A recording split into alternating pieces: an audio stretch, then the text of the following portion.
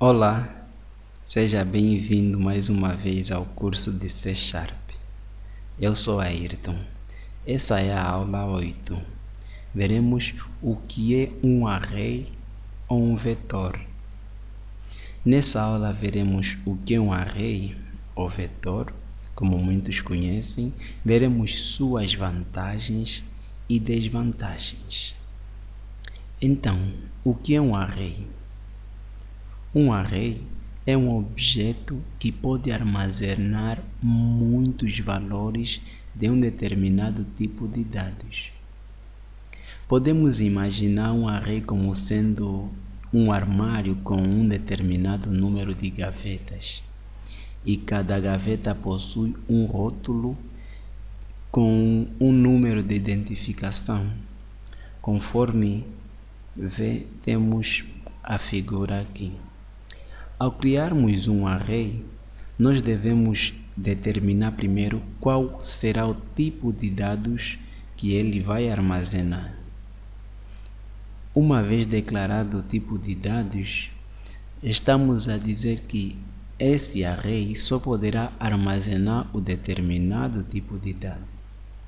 No exemplo do armário, por exemplo, temos um armário que só pode armazenar livros, ou seja, em todas as gavetas só pode haver livros, conforme mostra a figura. Podemos armazenar um livro, não vai ter nenhum problema. Mas se tivermos armazenar outra coisa que não seja livro, é errado. Não podemos permitir que esse tipo de informação esteja no nosso armário.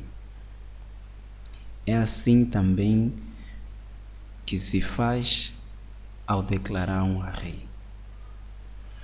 Um array, ele possui posições conforme as gavetas são. E ao declararmos um array, devemos definir quantas posições nós queremos ter. No exemplo da gaveta que temos aqui, temos 4 posições. A primeira posição será a posição 0, a segunda será a posição 2, será a posição 1, a terceira a posição 2 e a quarta a posição 3. Conforme temos no nosso exemplo, nós temos um array com 4 posições. A última posição é a posição com o identificador número 3, conforme vimos aqui, um rótulo com número de identificação. Vamos ver um exemplo no Visual Studio.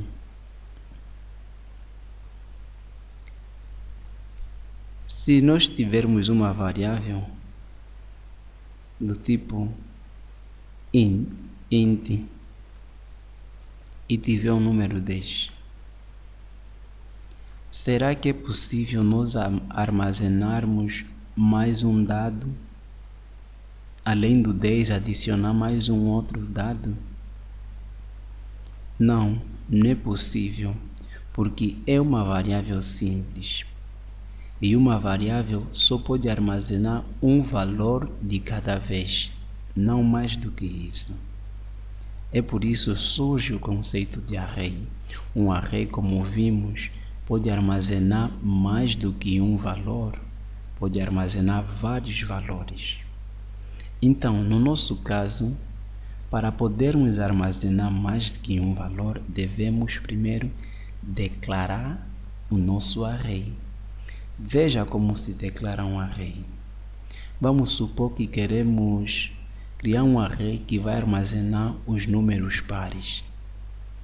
Ao declarar o array, dizemos primeiro o tipo de dados e à frente do tipo de dados metemos parênteses reto. A seguir metemos o nome, vamos dizer num pares. Esse é o nome. Depois do sinal de igual, como vimos na nossa definição, Um array é um objeto. Então devemos instanciar dizendo new e a seguir o tipo de dados. E em frente do tipo de dados devemos abrir parênteses retos. Esse segundo parênteses retos que criamos servirá para determinar a quantidade de posições no nosso array. Vamos supor que queremos um array que armazena os 3 primeiros números pares. Colocamos 3. Essa é a quantidade de dados que queremos armazenar na nossa variável numPares.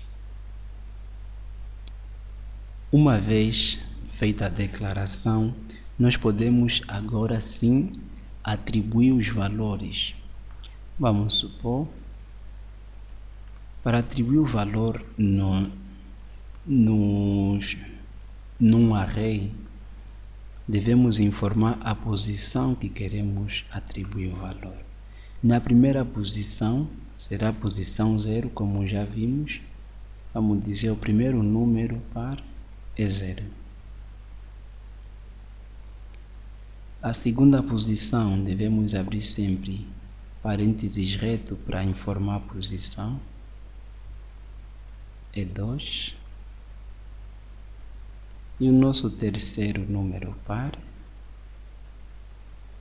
será terceiro é 4. É assim que se faz a atribuição em um array ou vetor. Agora, como é que nós podemos acessar essa informação? Podemos acessar de várias formas. Por exemplo, queremos imprimir o segundo número par. Sabemos que para imprimir devemos utilizar a classe console com o método write ou writeLine, e vamos imprimir o valor que está na segunda posição. Segunda posição, o que é que eu escrevo dentro dos parênteses reto? 1 indica a segunda posição. Vamos ver se funciona. Funciona. O nosso segundo número par é 3, é 2, aliás, conforme indicamos aqui. Está aqui, o nosso segundo número par é 2. Queremos ver o terceiro número par, é só mudar aqui. Segunda posição.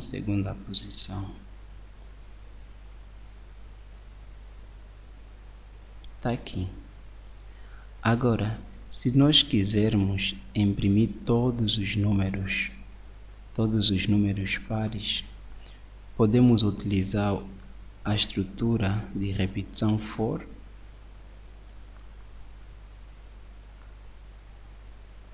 A estrutura de repetição for int i igual a 0, que é a posição, enquanto i ser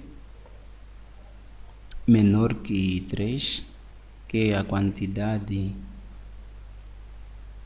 de posições, ele vai executar esse comando.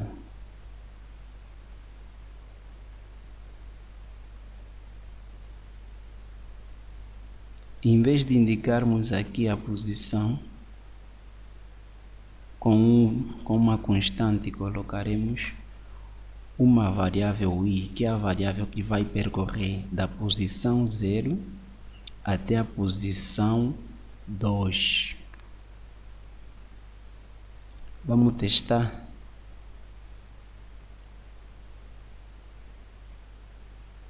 Está aqui, o nosso programa funciona. Uma outra forma de apresentar é utilizando for each, que é parecido com o for. A diferença entre eles é que eu não preciso indicar a quantidade de vezes que vai se repetir uma determinada instrução. Colocar for each. Tem a nossa variável, vou dizer n, em que coleção? Num par. Só isso. Colocaremos o nosso console writeLine num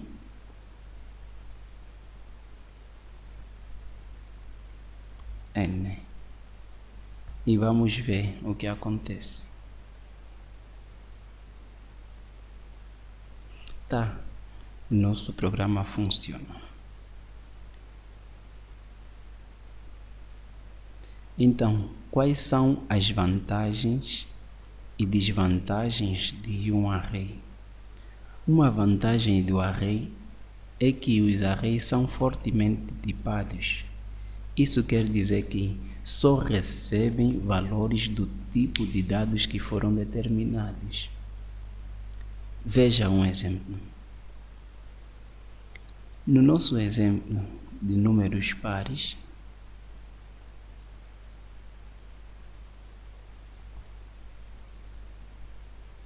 nós determinamos um tipo de dados.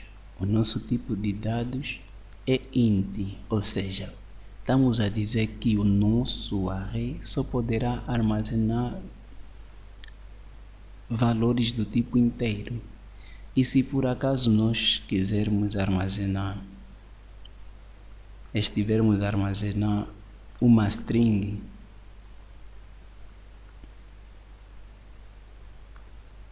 olá, por exemplo, ele nos gera um erro.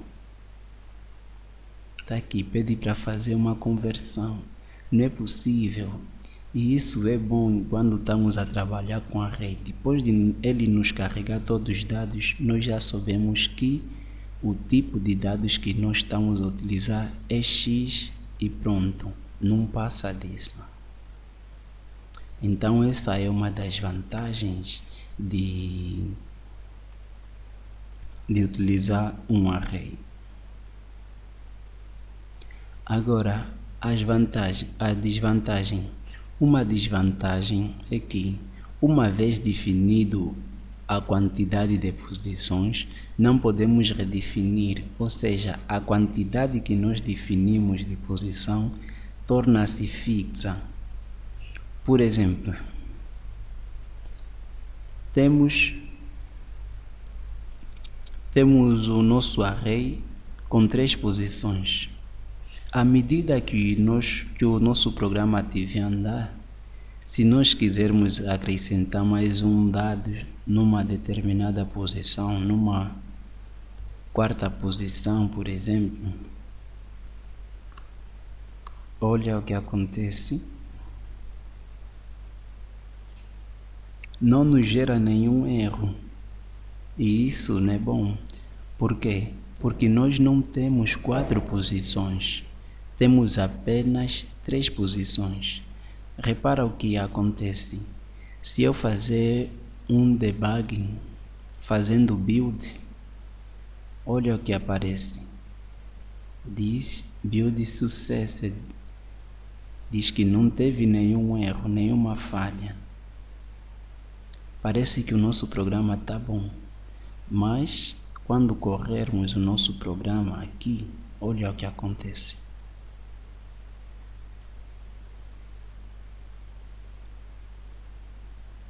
Nos gera um erro. Dizendo que esse index está fora, ou seja, essa é uma posição que não existe.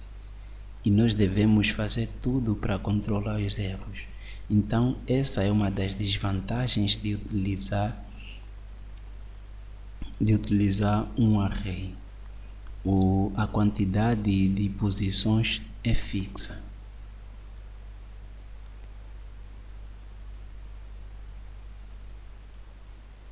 Bom, por hoje é tudo.